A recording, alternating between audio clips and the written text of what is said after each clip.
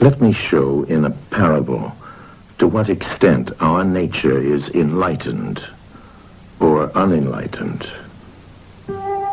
Envision human figures living in an underground cave with a long entrance across the whole width of the cave.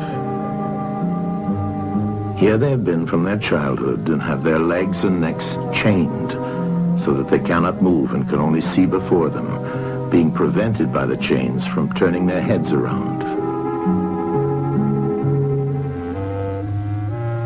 Above and behind them, a fire is blazing at a distance.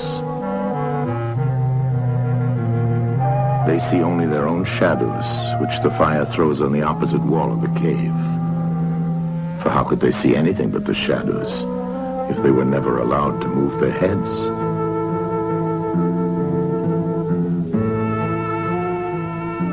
Between the fire and the prisoners, there is a raised way and a low wall built along the way like the screen which puppet players have in front of them, over which they show the puppets.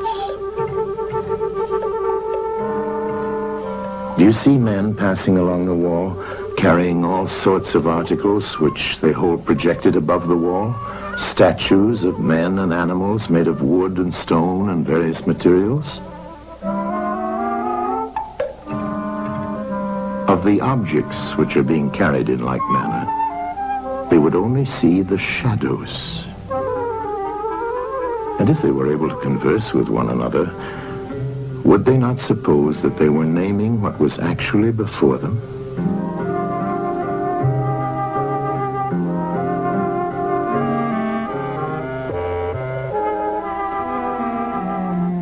And suppose further that there was an echo which came from the wall.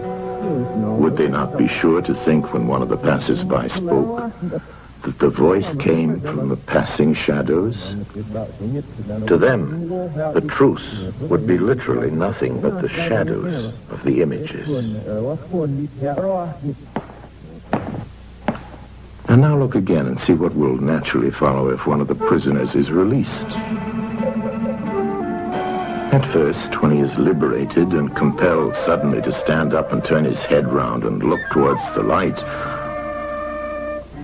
all this would hurt him, and he would be much too dazzled to see distinctly those things whose shadows he had seen before. And then conceive someone saying to him that what he saw before was an illusion, but that now, when he's approaching nearer to reality and his eyes turn toward more real existence, he has a clearer vision. What will be his reply? And you may further imagine that his instructor is pointing to the objects as they pass and requiring him to name them. Will he not be perplexed? Will he not think that the shadows which he formerly saw are truer than the objects which are now shown to him? And suppose once more that he is reluctantly dragged up a steep and rugged ascent and held fast until he is forced into the presence of the sun himself.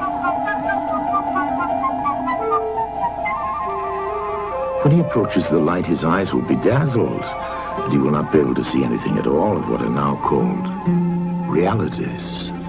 He will require to grow accustomed to the sight of the upper world.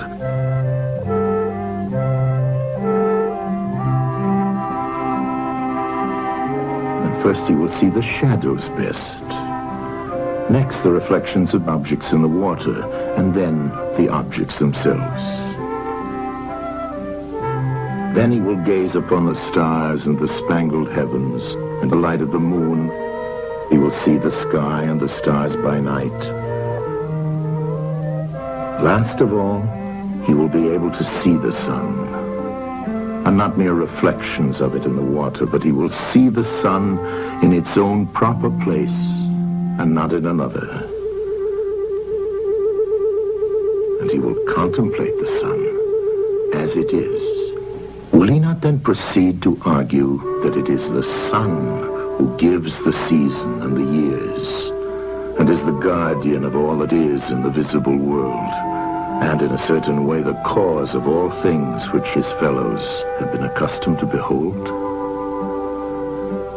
Clearly he would first see the sun, and then reason about it.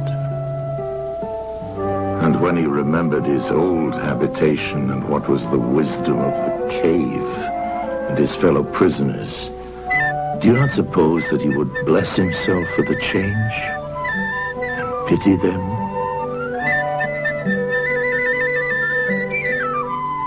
And if they were in the habit of conferring honors among themselves on those who were the quickest to observe the passing shadows, and to remark which of them went before and which followed after, and which were together, and who were therefore best able to draw conclusions as to the future,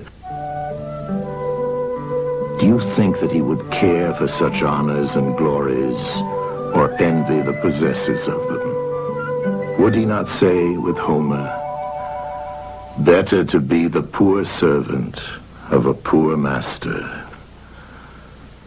and to endure anything rather than think as they do and live after their manner"? Imagine once more such a one coming suddenly out of the sun to be replaced in his old situation. Would he not be certain to have his eyes full of darkness? And if there were a contest of measuring the shadows, and he had to compete with the prisoners who had never moved out of the den, while his sight was still weak, and before his eyes had become steady, wouldn't they all laugh at him and say he had spoiled his eyesight by going up there, and that it was better not to even think of ascending?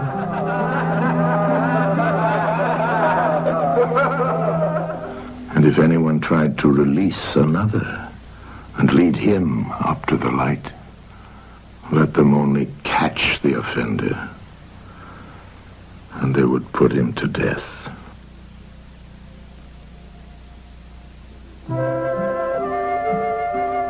It is the task of the enlightened not only to ascend to learning and to see the good, but to be willing to descend again to those prisoners and to share their troubles and their honors, whether they are worth having or not. And this they must do even with the prospect of death. They shall give of their help to one another, wherever each class is able to help the community.